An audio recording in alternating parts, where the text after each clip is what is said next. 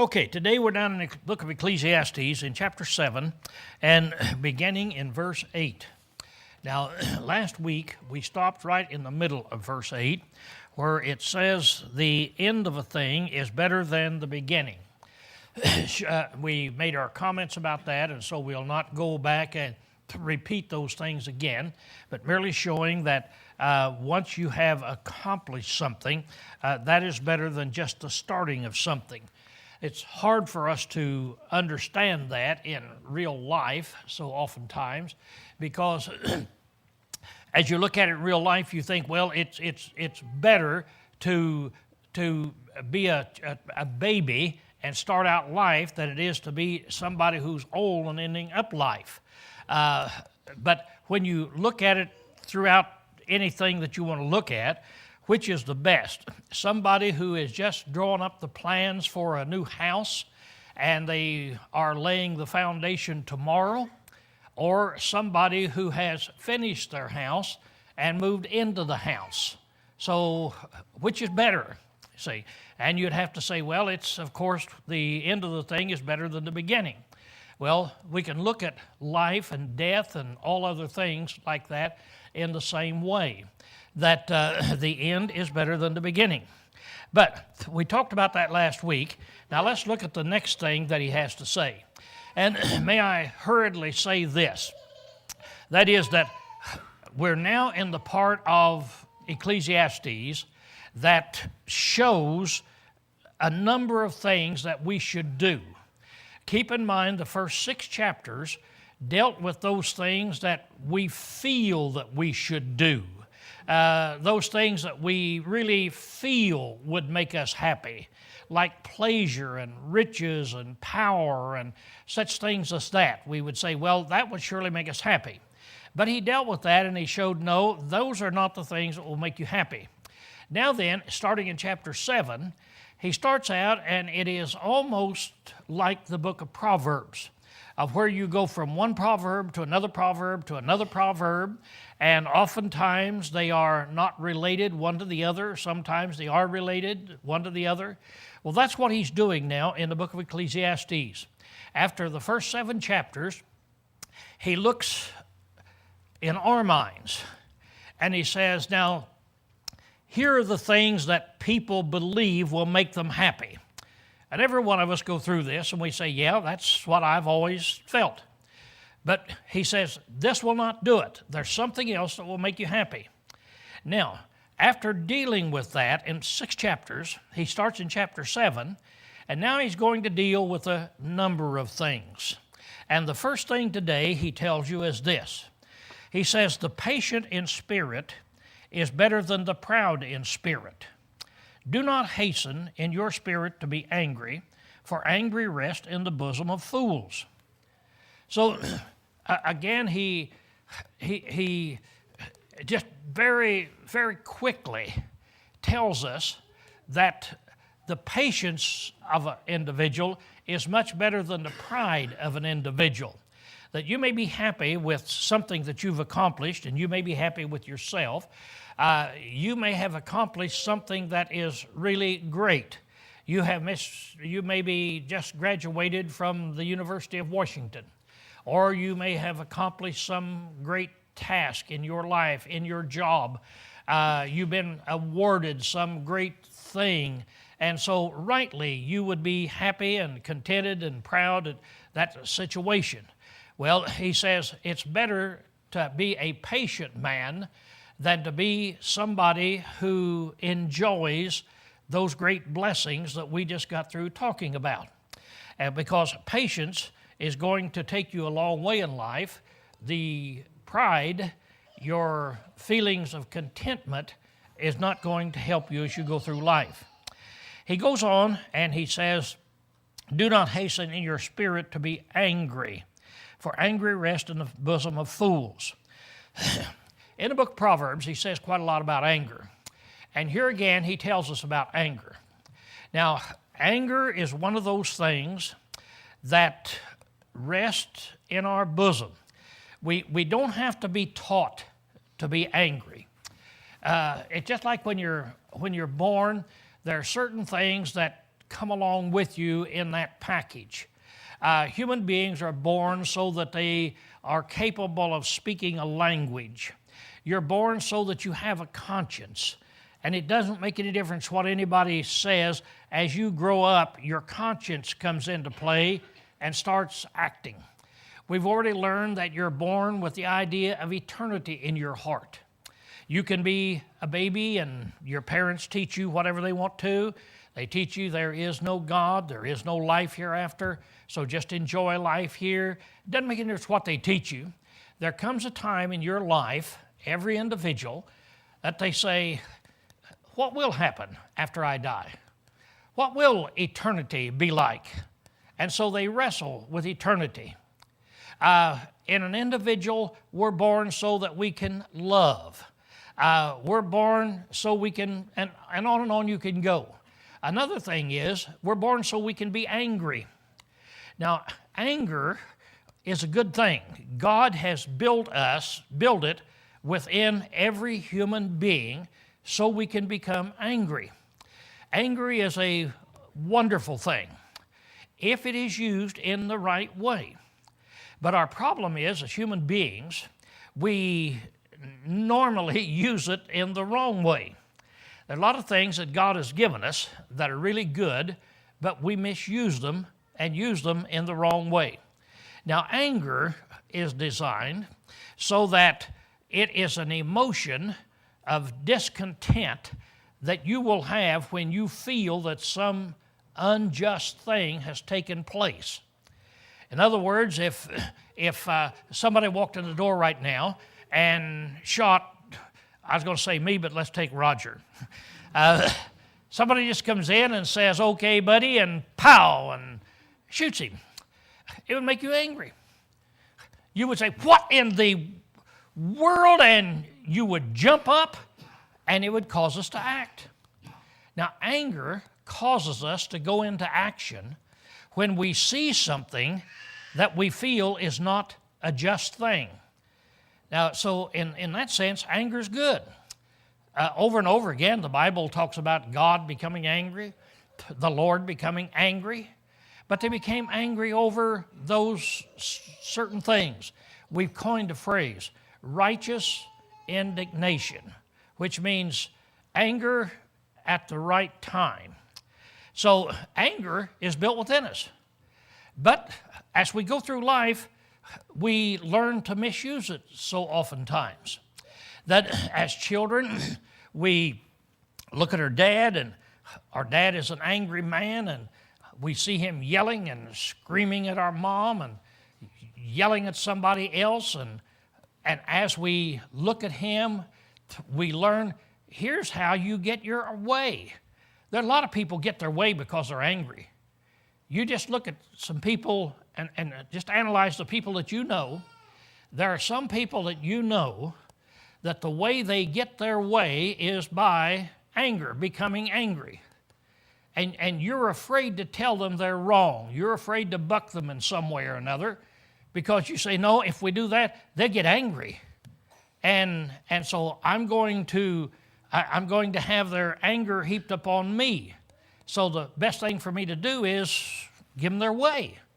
And so there are millions, hundreds of millions of people that rule their life through anger. And they've learned that that will help them get their way.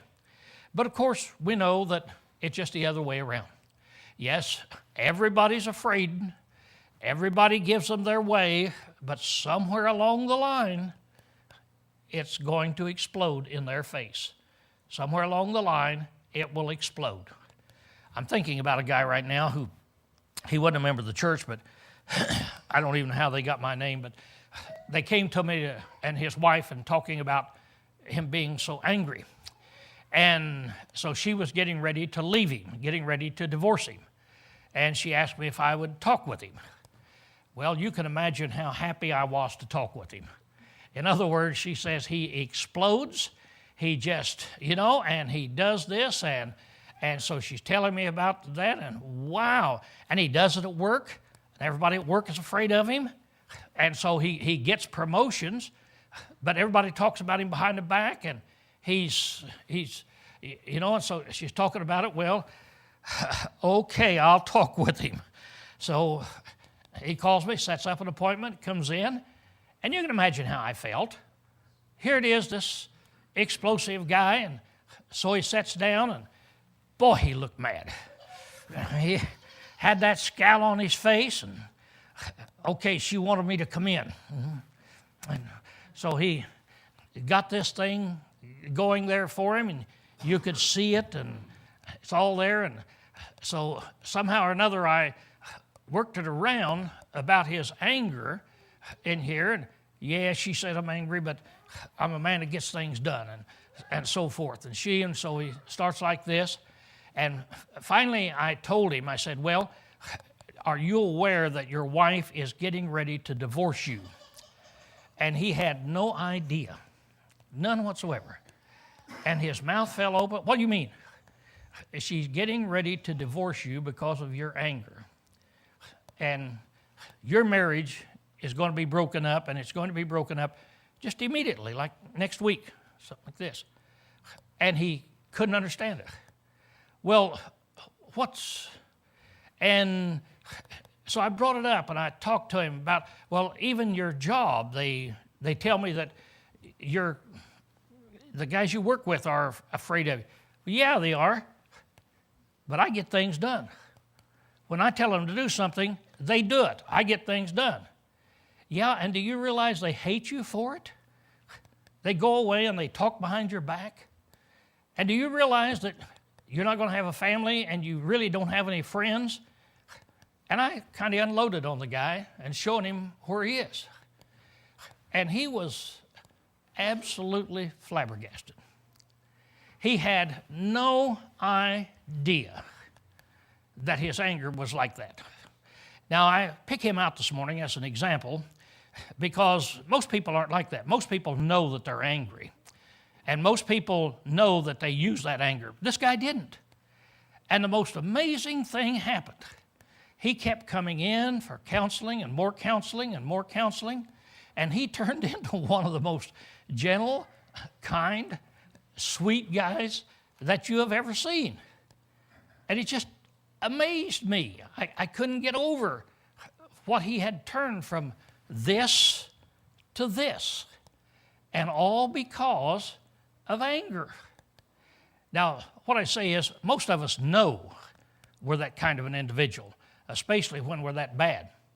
But it's just an illustration that here you look at this, and anger has always been around us.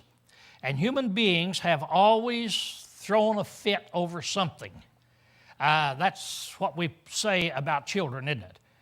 In adults, we don't say that. We call it something else. But with children, well, they just throw a fit. My oldest kid, man, they throw a temper tantrum. Now stop to think, what's a kid doing while it's throwing a temper tantrum? See? They're expressing their anger. I'm not getting my way. So this is a big thing that we have to learn. Anger is a learned skill. You learn it because you see you can get your way if you're angry. And being able to control your anger is also a learned skill that you have to learn. Don't do this. The other person is as important as I am, and you have to control that anger there. As I'm telling this story, I'm thinking about one of my daughters and how they were throwing temper tantrums. She was.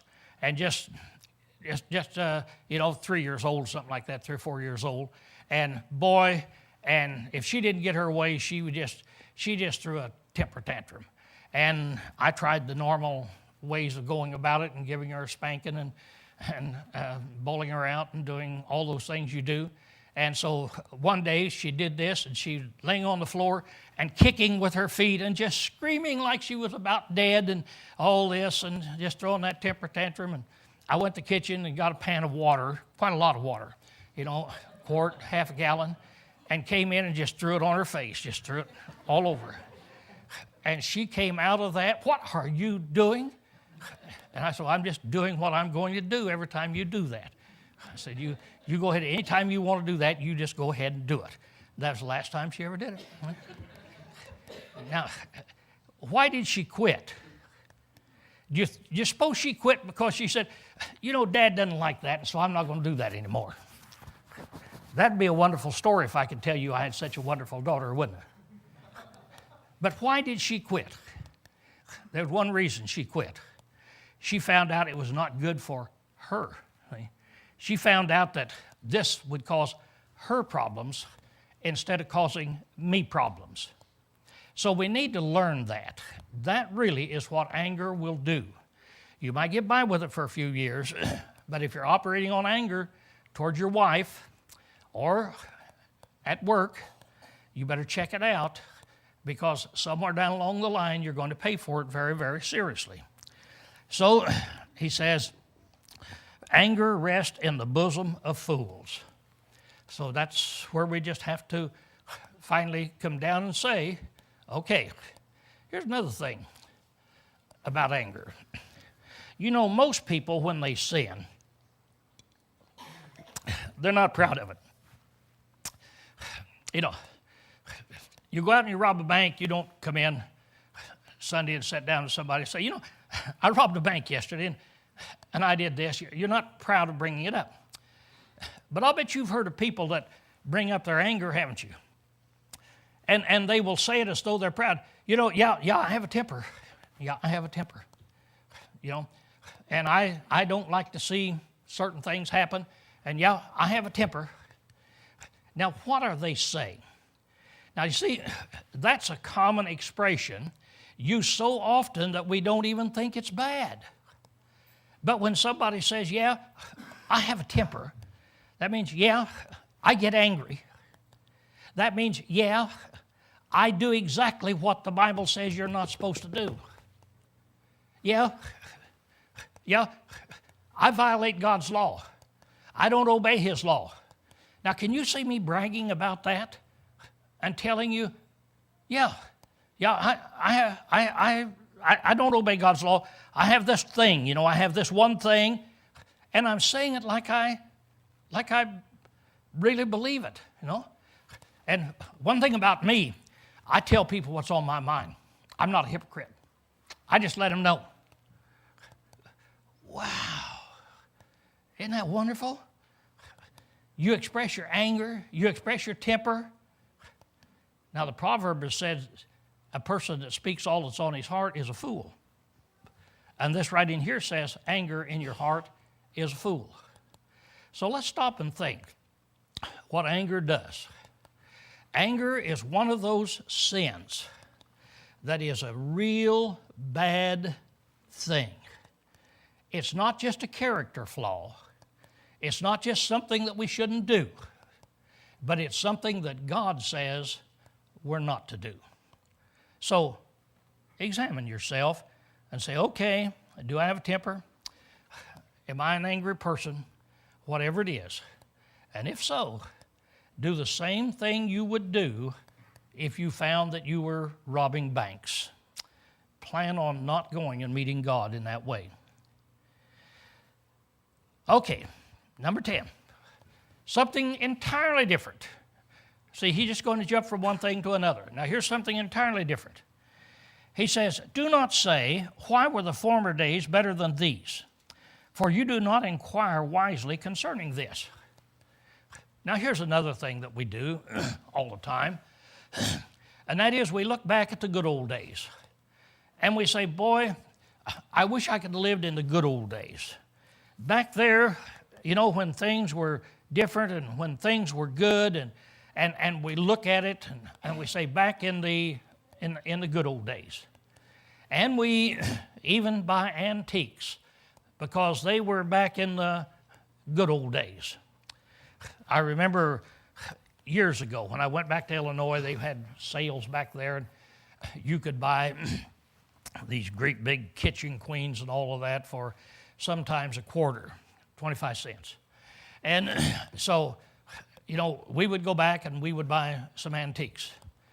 And my mom would say, son, what do you want with all that junk? Well, Mom, this is beautiful. And it was beautiful furniture. It wasn't junk. It was beautiful furniture. Oh, this is really something. This is nicer than what they make today. And she'd say, well, son, I lived with that stuff. And I don't want any more of it. I don't want any more of it. I want this. It really was not the good old days. You look back at the good old days. Look back at when they didn't have automobiles just buzzing around everywhere. And so if you wanted to go somewhere, you got up and you went out and you got the horses in and you fed them some corn and you're walking around the barn and you got to watch them to keep them from kicking you. And then you go over and pull down the harness. That's a big job. It's heavy. So you pull that harness off and you throw it over the horse. And then you got to go around and strap it underneath them, the different places where it needs to be strapped. Put it together. Then go to the next horse, do the same thing. Then lead them out, back them up to the tongue, make sure that they're in there just right. Then snap the front together. Then go back to snap the rear together. And you go to all this work, and now then you're ready to go. Now in the morning when you go out and start your car, I want you to think of that. And you think, boy, I wish we lived in the good old days.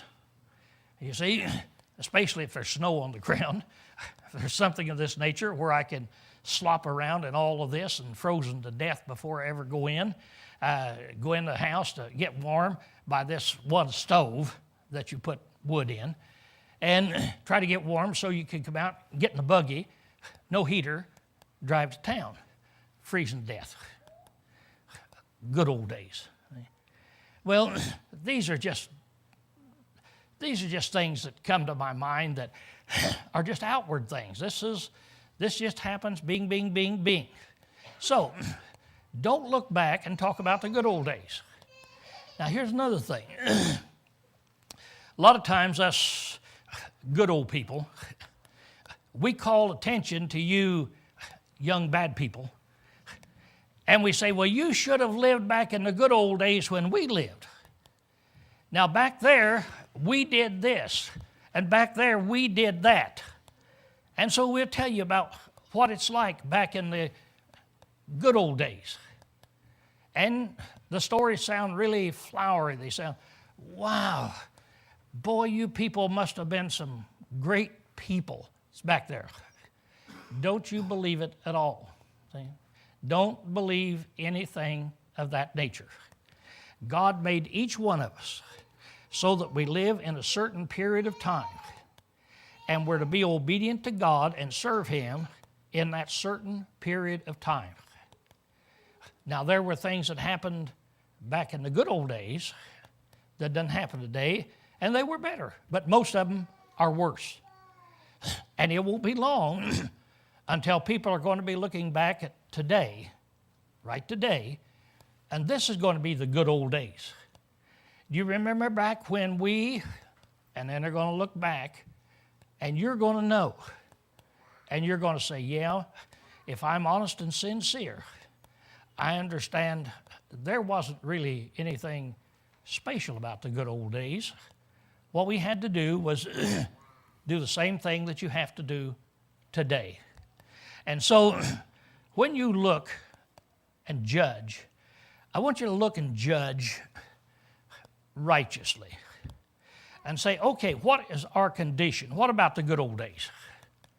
That's the reason I wrote you guys a note here the other day when you filled out the cleaning schedule up here and already have it cleaned out and all of that, or filled out, about the good old days.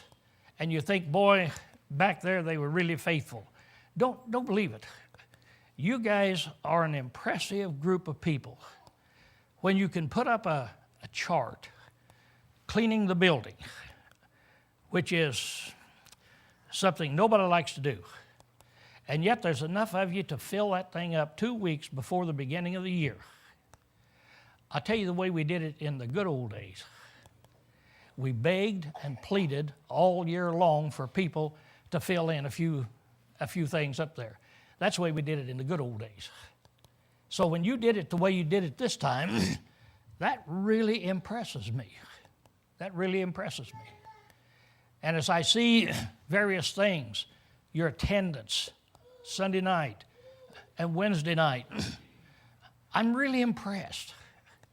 And I want you to know that there's something wrong with you.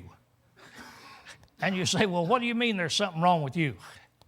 Well, you're doing things now that I've never seen done in my life.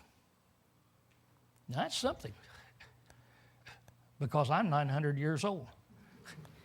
And if I haven't seen it, it hadn't happened. Well, you're doing things now I've never seen. And that means you're a special group of people.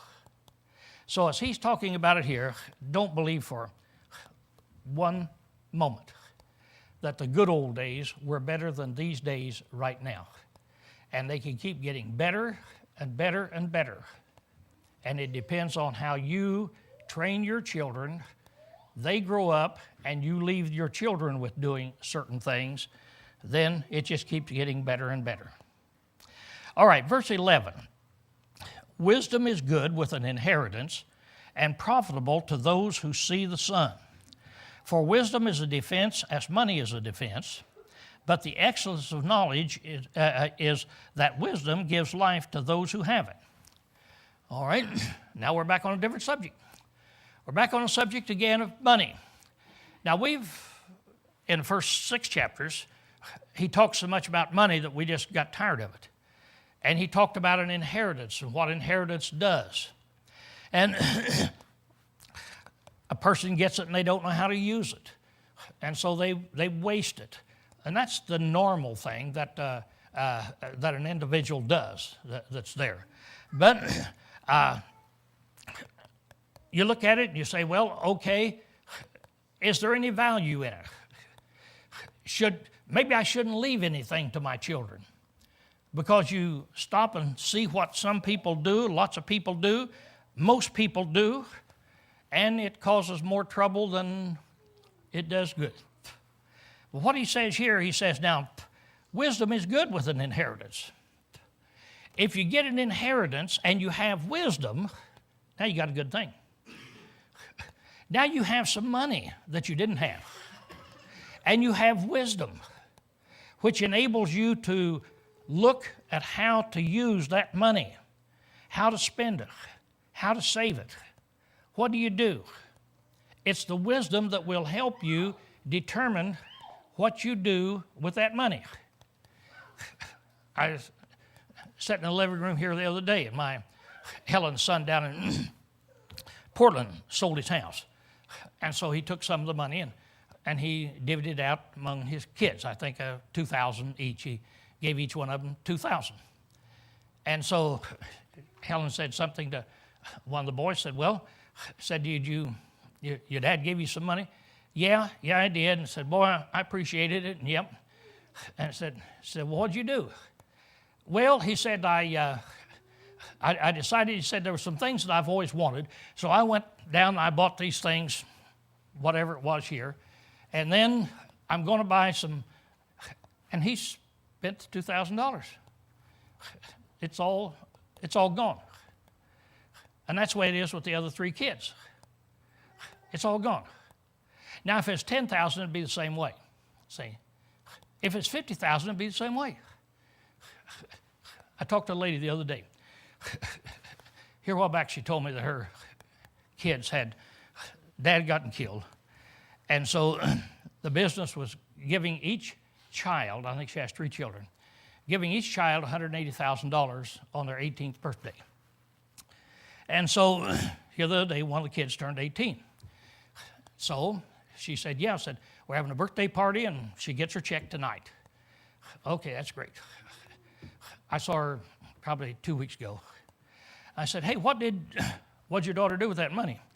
She said, she's going to save it. Said she's going to invest it. And I said, whew, great.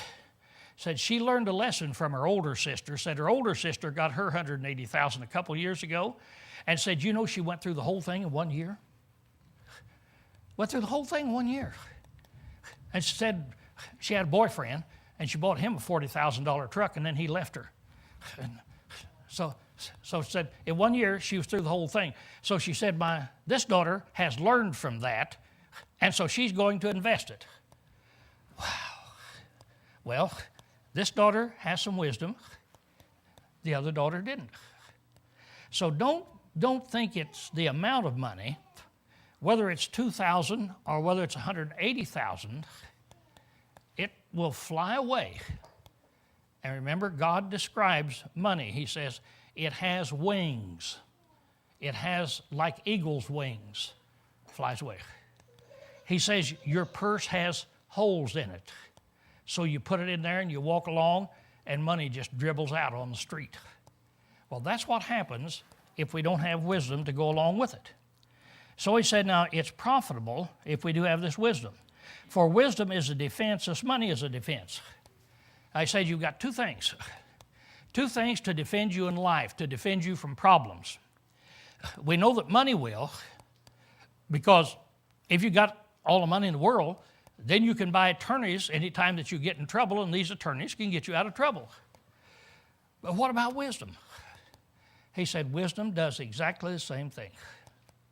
Wisdom works the same way money works. It will defend you in times of trouble. And then he says, but here's the difference. The excellence of knowledge is that wisdom gives life to those who have it.